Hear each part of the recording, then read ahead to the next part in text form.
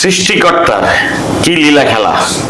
এক সময়ের দুর্দণ্ড প্রতাপশালী মন্ত্রী, যাকে আমরা দরবেশ নামে জানি,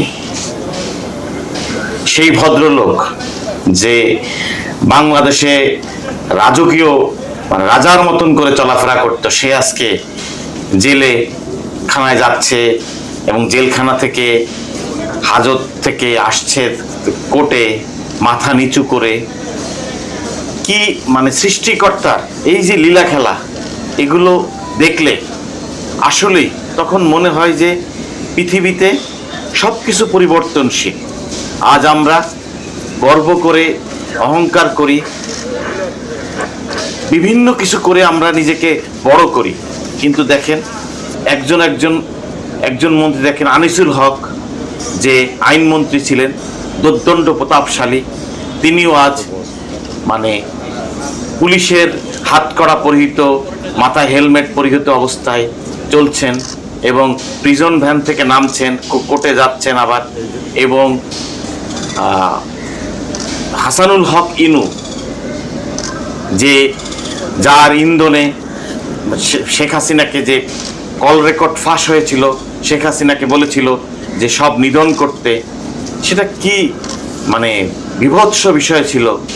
তারপর আইসিটি মন্ত্রী পলককে দেখা যাচ্ছে, পলক যেভাবে তার মাথা নিচু করে চলছে, রাশেদ খান মেনন, এসব দেখলে বর্তমান যারা ক্ষমতা নিয়ে বড়াই করছেন, ক্ষমতাকে পুঞ্জীভূত করে মানুষের ক্ষতি করছেন, তাদের জন্য বিষয়টি খুবই শিক্ষণীয়।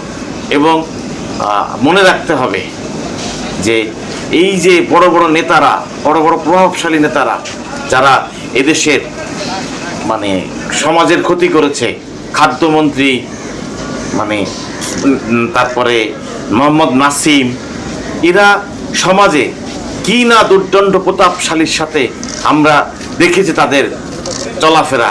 আজ তারা মজলুম হয়ে গিয়েছে, কারণ তারা এত বড় অপরাধ করেছে, 2-3 হাজার মানুষ মেরেছে, আমাদের গত 15 বছর আমাদের কথা বলতে দেয়নি। আজ আমরা পারিনি তখন ফেসবুকে একটা লাইক, কমেন্টস বা শেয়ার করতে, কিন্তু আজ কি হয়েছে, তারা অন্ধকার প্রকোষ্ঠে দিন কাটাচ্ছে। এবং আমার তাদের যে বিচার কার্য সব কিছু দেখে আমার মনে হচ্ছে তারা আসলে তাদের জীবন দশায় তারা জেলখানা থেকে বের হতে পারবে কিনা, এটা নিয়ে আমি সন্দিহান।